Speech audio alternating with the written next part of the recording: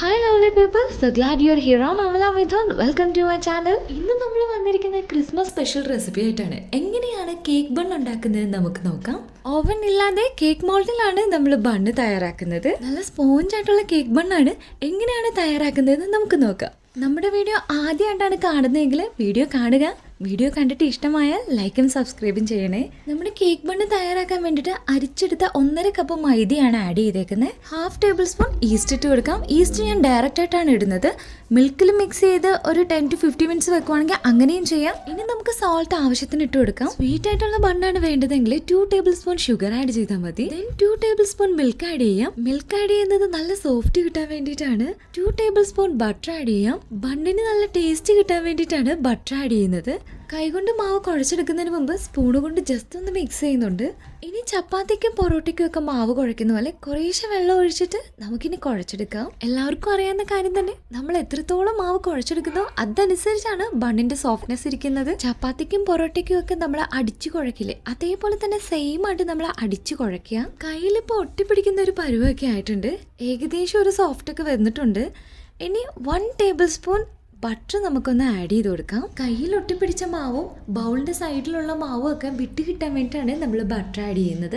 Butter തന്നെ add ചെയ്യണമെന്നില്ല, ഓയിലായാലും നമുക്ക് യൂസ് ചെയ്യാം. കുറച്ചുകൂടെ സോഫ്റ്റായി കിട്ടുകയും ചെയ്യും. ബട്ടറുമായിട്ട് ഇനി ഒന്നുകൂടെ കുഴച്ചെടുക്കാം. ഞാനിവിടെ സ്വീറ്റ് ബണ്ണല്ല ഉണ്ടാക്കുന്നത്, അതുകൊണ്ട് തന്നെ ഷുഗർ ആഡ് ചെയ്തിട്ടില്ല. ഇപ്പം കയ്യിലൊന്നും ഒട്ടിപ്പിടിക്കുന്നില്ല. മാവ് നല്ല സോഫ്റ്റായിട്ട് നന്നായിട്ട് കുഴച്ചെടുത്തിട്ടുണ്ട്. മാവിനി നല്ലതുപോലെ പൊങ്ങി വരണം. അതിനുവേണ്ടി നമ്മൾ 2-3 അവേഴ്സ് നമുക്കൊന്ന് മാറ്റി വെക്കാം. ഫോയിൽ പേപ്പറോ ഇല്ലെങ്കിൽ നല്ല ടൈറ്റ് ആയിട്ടുള്ള പാത്രമോ ഏതായാലും നമ്മൾ അതിൽ നല്ലതുപോലെ ടൈറ്റായിട്ട് അടച്ചു വെക്കുക. എനിക്കൊരു 3 മണിക്കൂർ എടുത്തു നല്ലതുപോലെ ഒന്ന് പൊങ്ങിക്കിട്ടാൻ. ഒരുപാട് നേരം ഇനിയും വെക്കുകയാണെങ്കിൽ മാവ് പുളിച്ചു പോകാനും ചാൻസ് ഉണ്ട്. സോ ഇത് മതിയാവും നമുക്ക്. ഇനി ഒരു 2 മിനിറ്റ് കൂടി ടൈം എടുത്ത് നല്ലതുപോലെ നമുക്ക് കുഴച്ചെടുക്കാം. ബണ്ണ് ബ്രെഡൊക്കെ നമുക്ക് നല്ലതുപോലെ അറിയാം, നല്ല സോഫ്റ്റാണ്. നമ്മൾ എത്രത്തോളം നന്നായിട്ട് കുഴച്ചു കൊടുക്കുന്നോ അത്രത്തോളം നല്ല സോഫ്റ്റായിട്ട് നമുക്ക് കിട്ടും. ഞാനിവിടെ മൈദപ്പൊടി കുറച്ച് വിതറിയിട്ടുണ്ട്. ചപ്പാത്തിക്കൊക്കെ നമ്മൾ ചെയ്യുന്നത് പോലെ ജസ്റ്റ് ഒന്ന് അതുപോലെ ഒന്ന് വലിച്ച് നമ്മൾ കുഴച്ചെടുക്കുകയാണ് ചെയ്യുന്നത്. അതാണ് ഇതിൻ്റെ ഒരു മെത്തേഡ്. ഒന്നുകൂടി കുഴച്ചെടുത്തപ്പോൾ മാവ് നല്ലപോലെ സോഫ്റ്റ് ആയിട്ടുണ്ട്. കയ്യിലൊന്നും പൊട്ടിപ്പിടിക്കുന്നില്ല. ഇനി കേക്ക് മോൾഡ് എടുക്കുക. നല്ലതുപോലെ ബട്ടർ അപ്ലൈ ചെയ്ത് കൊടുക്കാം. ദെൻ നമ്മൾ കുഴച്ചു വെച്ച മാവ് കേക്ക് മോൾഡിലോട്ട് നമുക്ക് വെച്ചു കൊടുക്കാം. കൈകൊണ്ട് ജസ്റ്റ് ഒന്ന് സെറ്റ് ആക്കി കൊടുക്കുക.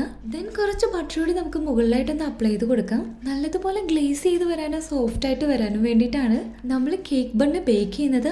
ഓവനിലൊന്നും അല്ല, കുഴിയുള്ള ഒരു പാത്രം എടുത്തിട്ടുണ്ട്. ബിരിയാണി ചെമ്പാണ് ഞാനിവിടെ എടുത്തേക്കുന്നത്. അതിലേക്ക് ഒരു ചെറിയൊരു പാത്രം കൂടി വെച്ച് കൊടുക്കുക.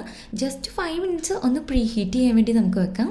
ദെൻ നമ്മളുടെ കേക്ക് മോൾഡ് വെച്ച് കൊടുക്കാം. ഇനി നമുക്ക് അടച്ചു വെക്കാം. ലോ ഫ്ലെയിമിൽ വേണം വെക്കാൻ, ഹൈ ഫ്ലെയിമിൽ വെക്കരുത്. ഒരു 20-25 മിനിറ്റ്സ് എടുക്കും ഒന്ന് റെഡിയാക്കി കിട്ടാൻ. 25 മിനിറ്റ്സ് കഴിഞ്ഞു. നമ്മുടെ കേക്ക് ബണ്ണ് ഇതാ നല്ലതുപോലെ പൊങ്ങി വന്നിട്ടുണ്ട്. വളരെ സോഫ്റ്റ് ആണ്. കൈകൊണ്ട് ജസ്റ്റ് ഒന്ന് പ്രസ് ചെയ്യുമ്പോൾ തന്നെ വളരെ സ്മൂത്ത് ആയിട്ട് പോകുന്നുണ്ട്. കേക്കിൽ നമ്മൾ വിപ്പിംഗ് ക്രീം ഇടാൻ വേണ്ടിയിട്ട് ലെയർ ആയിട്ട് കട്ട് ചെയ്യുന്ന പോലെ തന്നെ നമ്മൾ കേക്ക് ബണ്ണിലും കട്ട് ചെയ്തെടുക്കുകയാണ്. ഇത്രയേ ഉള്ളൂ, നമ്മുടെ കേക്ക് ബൺ ഇവിടെ റെഡി ആയിട്ടുണ്ട്. നമ്മൾ ബേക്ക് ചെയ്തെടുക്കുന്ന കേക്ക് എത്രമാത്രം സ്പോഞ്ച് ആയിട്ടുണ്ട് അതുപോലെ തന്നെ നല്ല സ്പോഞ്ചും സോഫ്റ്റ് ആയിട്ട് നമ്മളുടെ കേക്ക് ബണ്ണ് കിട്ടിയിട്ടുണ്ട്.